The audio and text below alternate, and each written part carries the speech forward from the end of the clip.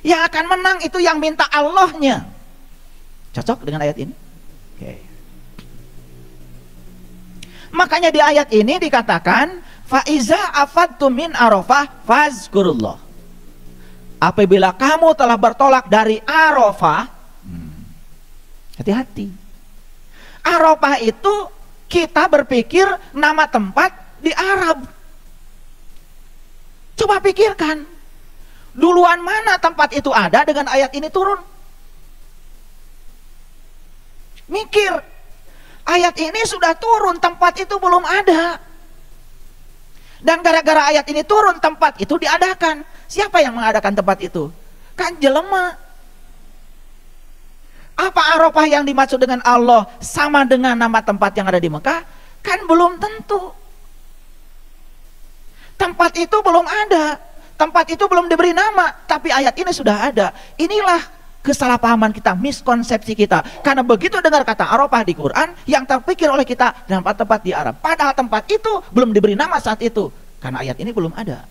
Duluan ayat ini daripada tempat itu. Sama seperti Masjidil Haram. Kata Masjidil Haram sudah ada di Quran, tapi itu masjid yang di sana belum ada namanya. Masjidil Aqsa sudah ada di Quran, masjid itu belum ada. Siapa yang mengadakan? Manusia. Pertanyaannya kan sederhana. Apakah yang dimaksud Arafah di ayat ini sama dengan nama tempat di sana? Kan itu yang harus kita gali. Nah, kita gali secara saintifik supaya pinter. Padahal di Quran, ini Quran bukan kata saya, yang harus melaksanakan haji itu seluruh manusia. Dan di Quran sama sekali tidak ada batasan untuk melaksanakan haji itu harus berkeyakinan apa, bangsanya apa, duitnya berapa, gak ada. Aku itu adalah tempat Allah bersemayam. Karena Allah maha luas, berarti rumahnya dalam diri kita luas tanpa batas. Itulah sebetulnya Tegalega kita secara hakikat. Di Jakarta ada kota tua, diganti sekarang jadi Batavia. Sembarangan. Itulah karena nggak ngerti spiritual, asal main ganti karena punya otoritas. Padahal orang Jakarta, leluhur Jakarta tuh ahli ma'rifat. Panggil dirinya aja gua itu surat Al-Kahfi Quran. Gue itu aku. Bicara hakikat. Kalau bicara hakikat dari hakiki itu kebenaran. Saya tidak akan bicara syariat, karena yang syariatnya sudah pada melaksanakan. Kalau ngertinya saya nggak tahu. Yang penting sudah pada melaksanakan. Saya tidak mengatakan sudah pada ngerti, terlalu mewah. Sudah pada melaksanakan lah pokoknya. Apakah tahu yang dilaksanakan atau tidak? Saya juga tidak tahu. Karena dimensi keilmuan itu ada 4. Ada syariatnya, ada torikatnya, ada hakikatnya, ada ma'rifatnya. Nah, sekarang saya akan bicara haji dan kurban dalam perspektif hakikat. Tolong direnungkan, dicamkan, supaya tidak terlalu banyak persepsi. Saya akan menggunakan banyak sekali dalil-dalil kitab suci. Jadi saya akan stop untuk berselancar dengan pikiran saya. Saya akan lebih banyak hari ini berselancar dengan kitab suci. Karena kita sudah diberikan kecerdasan, saya mohon izin coba gunakan kecerdasan kita itu. Karena agama itu akal, tidak ada agamanya bagi yang tiada berakal. Yang sudah melaksanakan haji, yang sudah melaksanakan kurban selama ini, ya alhamdulillah. Tetapi kajian ini semoga menggugah kembali kesadaran kita, supaya kita punya kerendahan hati, tidak menjadi orang sombong karena merasa sudah melaksanakan. Ya, baik. Yang pertama saya akan bicara dulu tentang haji. Dan kenapa haji dengan kurban itu kok bergandengan? Ini ada alasan saintifiknya.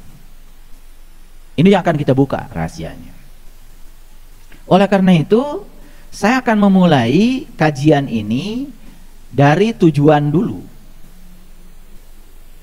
Apa sih tujuan haji dan apa tujuan kurban? Karena saya sudah riset, saya sudah bertanya ratusan orang, riset nggak usah banyak, yang sudah melaksanakan haji, yang sudah melaksanakan kurban secara syariat. Lalu saya tanya, apa sih tujuan haji, apa tujuan kurban? Ternyata dari ratusan orang yang saya tanya, satu pun tidak ada yang bisa menjelaskan. Sedangkan kita melaksanakan sesuatu tapi tidak mengerti tujuannya, kan sesuatu yang kita lakukan itu tidak bisa diukur apakah sukses mencapai tujuan atau tidak. Betul apa tidak? Oke. Kalau kita berbicara haji secara syariat, banyak batasan, bukan? Pertama, agamanya harus tertentu. Yang kedua, harus punya uang dengan jumlah tertentu. Yang ketiga, kuotanya pun tertentu. Ya kan? Banyak batasan pun tertentu. Ya kan? Banyak batasan. Padahal di Quran, ini Quran bukan kata saya, yang harus melaksanakan haji itu seluruh manusia. Dan di Quran sama sekali tidak ada batasan untuk melaksanakan haji itu harus berkeyakinan apa, bangsanya apa, duitnya berapa, gak ada. Gak ada sama sekali. Di Quran dikatakan walillahi 'alan nas hijjul bait. Wajib setiap manusia berkunjung ke bait. Bait itu rumah. Rumah apa yang harus dikunjungi oleh setiap manusia? Tentu saja rumahnya Allah. Karena haji itu berkunjung ke rumah Allah, tujuan utamanya adalah bukan untuk mengunjungi rumahnya, tetapi untuk bertemu dengan yang punya rumah. Dan selama ini secara syariat kita tahu bahwa umat Islam mengatakan bahwa rumah Allah itu adalah Ka'bah yang ada di Mekah. Apakah itu salah? Tentu saja tidak salah. Itu simbolik. Itu namanya juga syariat. Yang itu tidak usah diperdebatkan lagi. Yang harus kita pikirkan adalah apakah setiap orang yang berkunjung ke rumah Allah yang simbolik di Mekah itu bisa berjumpa dengan Allah? Kan itu masalahnya. Kan itu masalahnya kan? Nah, sedangkan tujuan haji itu adalah untuk mencapai derajat tertinggi manusia yang disebut dengan ulul albab. Dari mana? Oke. Supaya pakai dalil, maka kita pakai ayat. Nah, oleh karena itu saya akan mulai berselancar nih. Jadi oleh karena itu ya mohon dipahami. Kalau hari ini kajian kita banyak bicara ayat.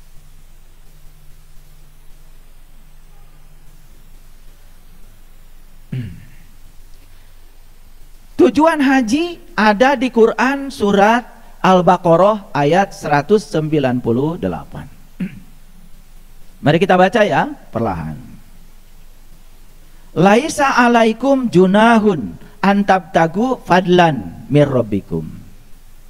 Tidak ada dosa bagi kamu mencari fadlan, keutamaan mir rabbikum, dari Tuhanmu. Ulangi lagi.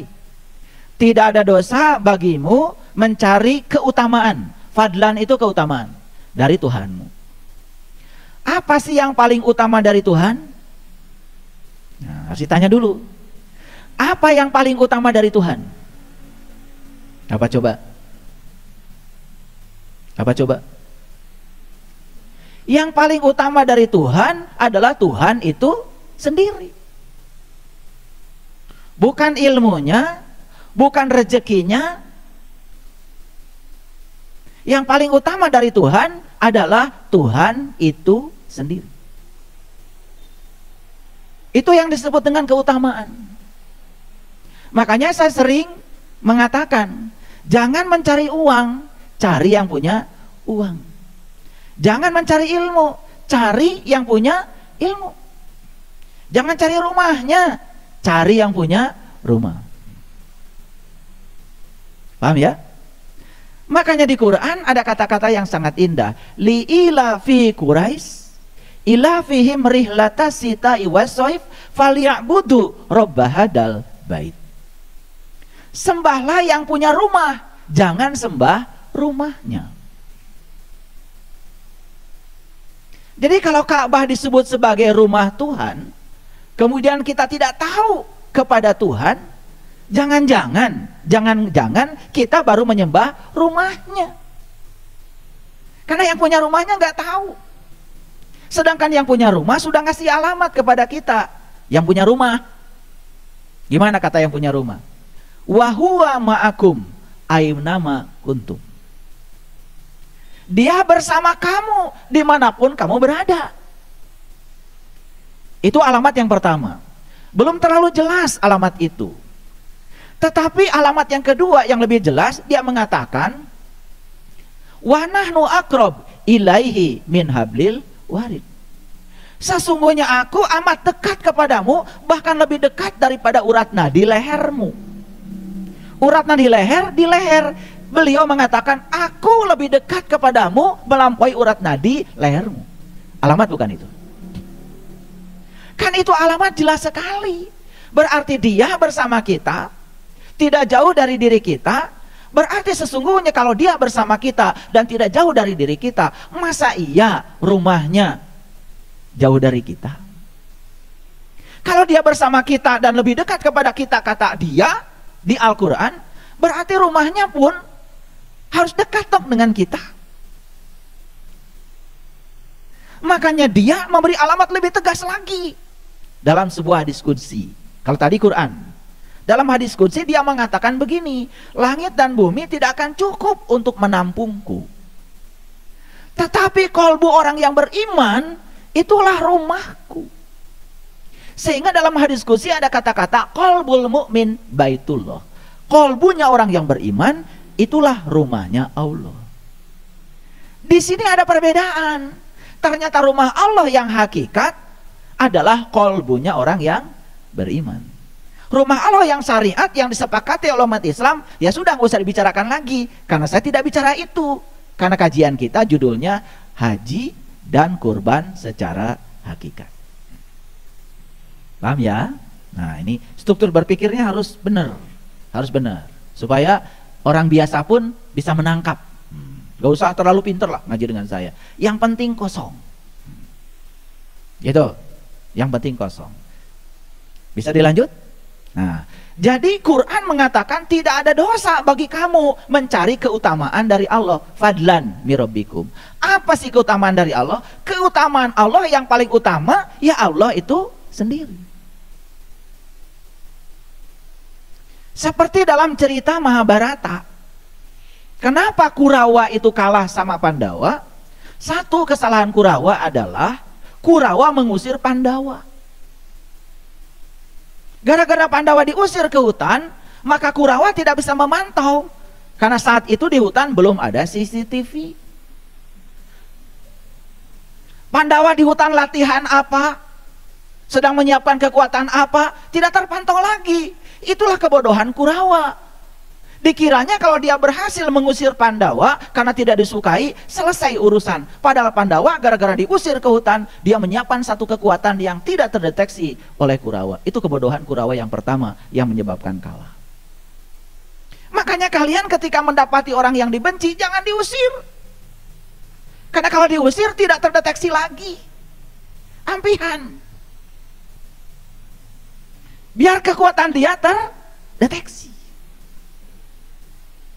Kesalahan Kurawa yang kedua adalah ketika bertemu dengan Krishna, yang diminta dari Krishna oleh Kurawa adalah senjata dan tentara. Karena masih berpikir materi. Kalau senjatanya saya ambil semua, tentaranya saya ambil semua, saya menang. Kurawa merasa di atas angin sudah menang.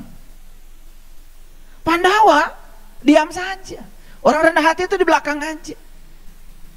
Makanya ketika ditanya oleh Krishna pada Pandawa, tentara sudah diambil oleh kakakmu, senjata sudah diambil oleh kakakmu, yang tersisa cuman aku. Krishna. Apa kata Pandawa? Justru itu yang aku harapkan. Aku datang ke sini tidak akan minta senjata, tidak akan minta tentara. Aku ingin agar guru menjadi sais di kereta kudaku. Cerdas? Ya cerdas. Bagaimana tentara dan senjatanya bisa dioperasikan? Yang punyanya di sebelah sini. Siapa yang berani nembak Krishna?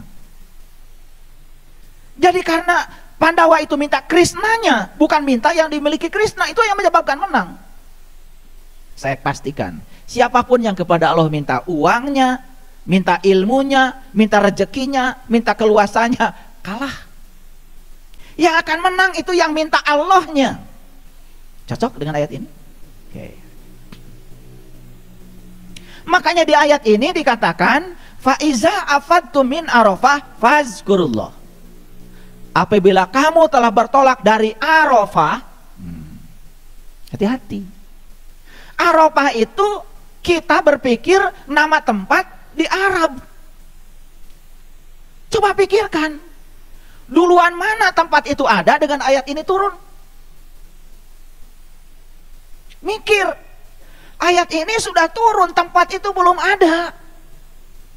Dan gara-gara ayat ini turun, tempat itu diadakan. Siapa yang mengadakan tempat itu? Kan jelema. Apa Arafah yang dimaksud dengan Allah sama dengan nama tempat yang ada di Mekah? Kan belum tentu. Tempat itu belum ada.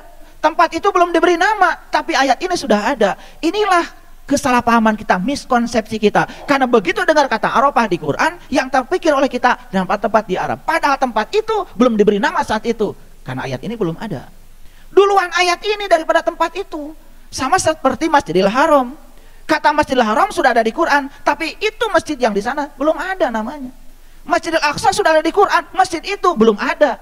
Siapa yang mengadakan? Manusia. Pertanyaannya kan sederhana. Apakah yang dimaksud Arafah di ayat ini sama dengan nama tempat di sana? Kan itu yang harus kita gali. Nah, kita gali secara saintifik supaya pinter. Makanya ngajinya pakai sains. Paham sampai di sini? Nah, apa artinya Arafah? Ternyata Arafah itu artinya adalah mengenal. Jadi ayat ini mengatakan apabila kamu telah bertolak dari tempat kamu mengenal, gitu.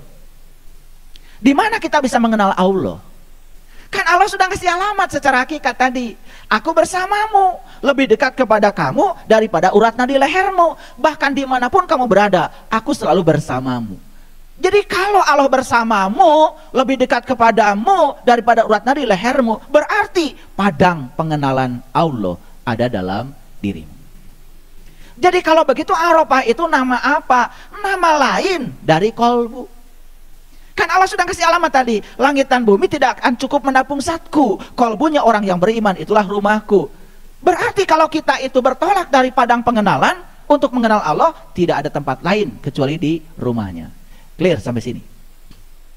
Gak apa-apa, kucing pengen ngaji. Kita doakan semoga dia nanti setelah mati punya tubuh yang baru. Dia sedang menjalani karmanya.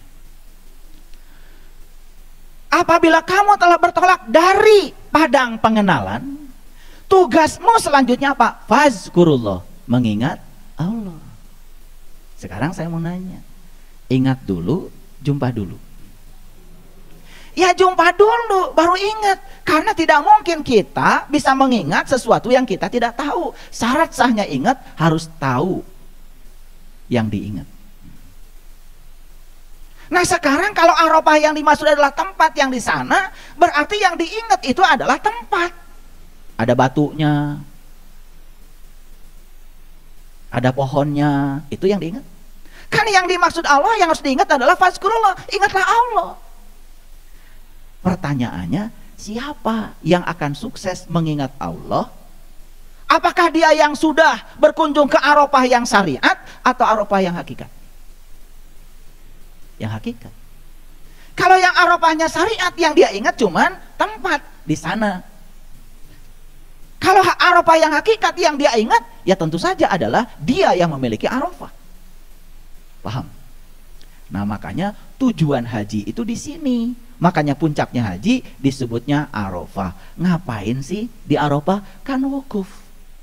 Wukuf itu diam. Diamnya apa? Bukan diamnya tubuh. Diamnya ini nih, pikiran.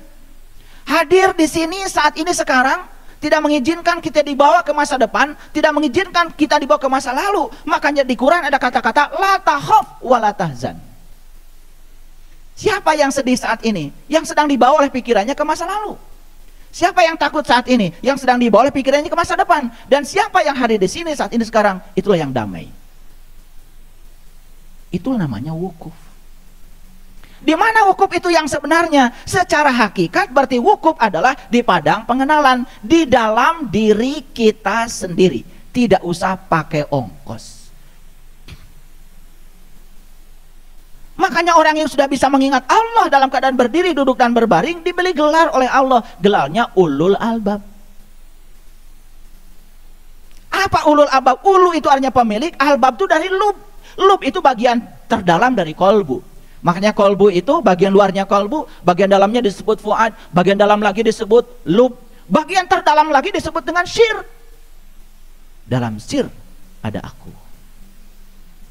Tuh. Fokus ya, ngajinya fokus. Jadi siapa ulul albab itu? Di Quran dikatakan, inna fi khalqis samawati wal ardh wa ikhtilafil laili wan nahar la ayati li ulil albab. Siapa ulil albab? Jangan menggunakan persepsi. Tafsirkan Quran dengan Quran. Quran mengatakan ulul albab adalah allazina yazkurunallaha qiyaman wa qu'udan wa ala junubihim, yaitu orang yang sudah berhasil mengingat Allah dalam keadaan berdiri, duduk, dan berbaring. Jadi tujuan haji yang paling utama adalah menjadikan kita sebagai ulul albab. Sekarang pertanyaannya, kalian yang sudah menjalankan haji secara syariat, apa berhasil mengingat Allah? Jawab. Berhasil mengingat apa? Mengingat pasar, mengingat masjid, mengingat Ka'bah, mengingat pesawat, mengingat makanan yang di pesawat, mengingat hotel, mengingat jamuan tiap pagi, siang, malam di hotel, nasi kebuli. Ingat ente? Ingat KB. Sedangkan tujuan utama haji adalah mengingat Allah. Fazkurullah. Di mana mengingat Allah itu? Kata Allah di Quran, indal mas'aril haram. Jadi mengingat Allah itu di mas'aril haram. Nah, mas'aril haram ini nama istilah Quran.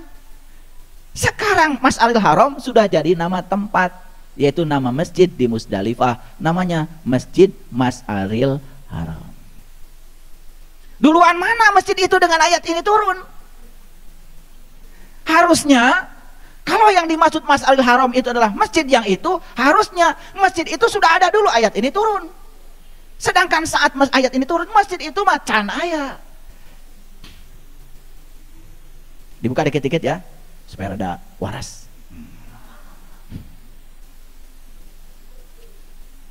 Jadi mengingat Allah itu saya mau nanya, di dalam apa di luar? Kalau masjid Mas'aril Haram, di dalam apa di luar? Jadi kalau kita mengingat Allah di masjid Mas'aril Haram, berarti untuk mengingat Allah kita kudu inget heula ka ditu. Sekarang saya mau tanya, ingat Cireng nggak sekarang? Di mana ingat Cireng? Di sini. Ingat Gehu? Di sini. Ingat itu di dalam. Nggak mungkin kita mengingat dengan alat yang di luar diri kita. Sedangkan di Quran dikatakan tempat untuk mengingat Allah itu adalah Mas'aril Haram. Mas'aril Haram itu dari kata-kata yang indah, yaitu aras yang suci. Mana aras yang suci? Aras yang suci ya kolbu. Kolbu ya Arafah. Itulah tempat mengingat. Makanya mengingat itu pasti di dalam, tidak di luar. Sedang Masjid Mas'aril Haram adanya di luar. Clear sampai sini? Oke. Biarkan saja, itu makan syariat. Saya kan sekarang sedang berbicara hakikat. Ngerti sampai sini? Oke. Apa tujuan haji? Ulang dulu. Menjadi manusia yang bergelar ulul albab. Oke? Untuk menjadi manusia yang ulul albab berarti manusia yang bisa mengingat Allah, berdiri, duduk, dan berbaring. Syarat untuk bisa mengingat Allah harus jumpa dengan Allah. Untuk jumpa dengan Allah berarti kita harus tahu alamat Allah. Alamat Allah sudah dikasih tahu oleh Allah, yaitu di dalam qalbu. Clear sampai sini? Clear. Jadi masuk akal nggak kalau perintah haji itu ternyata tidak ada syarat apa-apa? Maka di Quran cuma dikatakan walillahi ala nas hijjul bait, wajib setiap manusia berkunjung ke bait. Gak pakai syarat apa-apa. Ada syaratnya, manis tato'a ilahi sabila. Syaratnya bagi mereka yang tahu jalannya. Sayang sekali ayat ini diterjemahkan bagi mereka yang mampu. Kenyataan yang punya duit pun kalau nggak ada kuota nggak bisa pergi ke sana. Yang punya duit pun kalau jalan aja nggak bisa pergi ke sana. Yang punya duit kalau setruk nggak bisa pergi ke sana. Jadi manis tato'a ilaihi sabila, sabil itu jalan. Jadi wajib setiap manusia berkunjung ke rumah Tuhan bagi mereka yang tahu jalannya, yang tahu caranya. Clear sampai sini? Ada urusan dengan uang? Gak ada. Urusan dengan keyakinan? Gak ada. Urusan dengan paspor? Gak ada. Urusan dengan visa? Gak ada. Urusan dengan kuota? Gak ada. Itulah karunia dari Allah. Makanya setiap manusia apapun keyakinannya, apapun paspornya, apapun KTP-nya, sebetulnya secara hakikat bisa melaksanakan haji. Pergi ke Baitullah yang hakikat untuk berjumpa dengan Allah. Adil nggak Allah kalau gitu? Enak gak kalau saya jelaskan seperti ini? Kan universal. Sampai sini baru saya menjelaskan tujuan haji. Nah sekarang tujuan dari kurban apa? Haji sendiri kan artinya adalah berkunjung. Haji itu berkunjung. Makanya laki-laki sampai di sana disebut pengunjung laki-laki, haji. Yang perempuan disebut pengunjung perempuan, hajah. Sudah sampai di Indonesia, kalian masih pakai haji dan hajah. Disangkanya gelar. Luar biasa ya. Makanya ketika saya pidato ceramah di mana-mana, ada yang manggil saya. Saat ini kita akan mendengarkan kajian dari Kiai Haji. Loh, sejak kapan? Saya bukan pengunjung karena saya udah jadi pribumi, udah selesai saya berkunjung di sana. Seketika di sana ya saya pengunjung, udah balik ke sini masa pengunjung? Dan saya tidak bangga dipanggil Pak Haji. Apalagi dipanggil Kiai Haji. Kayaknya ada yang miskonsepsi. Di satu sisi gelarnya tinggi banget Kiai, di satu sisi gelarnya rendah banget Haji. Bagi saya haji itu bukan gelar. Panggilan orang Arab pada pengunjung. Siapapun yang berkunjung ke sana kan dipanggil haji oleh mereka. Terus apa istimewanya? Clear sampai sini dulu. Oke, kalau clear kita lanjut. Pelan-pelan ya ngajinya. Sekarang kita bicara tujuan kurban. Apa sih tujuan kurban? Kalian sudah suka kurban kan? Nah jangan-jangan sudah kurban berkali-kali tapi nggak tahu tujuannya. Sama seperti sudah haji berkali-kali baru hari ini tahu tujuannya. Oke, saya tuntaskan dulu sedikit. Jadi tujuan haji itu apa tadi? Menjadi ulul albab. Orang yang bisa mengingat Allah, berdiri, duduk, dan berbaring. Jadi tujuan utama haji itu sebetulnya adalah mengingat Allah. Syarat sahnya ingat, harus tahu yang diingat. Berarti tujuan haji yang paling utama adalah jumpa dengan Allah di rumahnya. Oke? Jadi masuk akal kan kalau haji berkunjung? Oke. Nah mengingat itu, kata Allah di Quran nih, kata Allah di Quran, lihat ayatnya. Fazkurullah kazikrikum aba'akum. Mengingat Allah itu persis seperti kamu mengingat bapakmu. Ingat sama bapak sekarang? Ingat? Ingat. Perlu nyebut-nyebut namanya? Enggak. Yang bisa mengingat bapakmu ya cuma kamu. Saya dikasih nama bapakmu nggak bisa ingat walaupun saya sebut-sebut namamu 1000 kali. Karena saya belum jumpa dengan bapakmu. Paham? Oke. Clear sampai sini ya? Tujuan haji udah clear ya? Sekarang kita bicara tujuan dari kurban menurut Al-Quran. Agak berat ini. Oke, tapi harus kita buka rahasianya ya. Baik. Saya buka dulu Quran surat Al-Hajj. Surat Al-Hajj saya buka dulu supaya kalau pakai Quran nanti kan tidak ada polemik, tidak ada bantah membantah, karena semuanya jelas. Kalau mau bantah, bantah saja Quran. Dalam Quran surat Al-Hajj ini ayat yang ke-33. Oke. Nah, di sini. Lakum fiha manafi'u ila ajali musamma summa muhilluha ilal baitil atiq. Nah, di sini disebut baitil atiq. Atiq itu bahasa Arab artinya tua. Baitil atiq itu bahasa Indonesianya adalah rumah tua. Atau sering disebut juga baitil atiq itu adalah kota tua. Makanya simbolisnya di tanah Parahyangan ada yang namanya Dayeuh Kolot. Dayeuh itu kota, Kolot itu tua, Dayeuh Kolot. Itu simbolisasi dari spiritualnya orang Parahyangan. Nama jalannya aja Mas Kumambang, Mijil, Sinom, Kinanti, Asmarandana, Gambuh, Dandanggula, ya. Kemudian Durma, Pangkur, Magatru, Pucung. Itu perjalanan manusia sejak dari lahir, dari kandungan sampai dia meninggal. Pucung tuh pocong, sampai jadi pocong. Itu dibikin dalam bentuk jalan. Nah, ternyata di Dayeuh Kolot ada satu tempat namanya Tegal Lega. Tegal itu kan tempat lega itu luas tanpa batas. Nah, kalau di Quran dikatakan ada yang namanya gua. Gua yang tempatnya tanpa batas, luas tanpa batas. Gua tuh gue tuh aku. Makanya kotanya disebut kota tua. Di Bandung disebutnya Dayeuh Kolot. Bahasa Arabnya Baitil Atiq. Mari kita lihat ayat ini. Bagi kamu ada binatang-binatang. Binatang itu ada beberapa manfaat sampai kepada waktu yang ditentukan. Kemudian tempat wajib menyembelihnya ialah di Baitil Atiq. Tempat wajib menyembelih binatang itu adalah di Baitil Atiq. Kalau Baitil Atiq diterjemahkan Ka'bah. Kata siapa? Ka'bah itu rumah tua. Tuaan mana Ka'bah dengan Candi Borobudur? Tuaan mana Ka'bah dengan Candi Prambanan? Tuaan mana Ka'bah dengan Gunung Padang? Yuk, kalau bicara sejarah. Nah, kalau begitu mana yang disebut dengan rumah tua? Yuk kita lihat sini. Yang pertama Allah ciptakan. Waktu menciptakan tubuh kita, yang pertama Allah ciptakan adalah kolbu. Setelah Allah menciptakan kalbu, baru Allah menciptakan jantung. Dari situlah fase berikutnya terjadi, tubuh kita yang sempurna.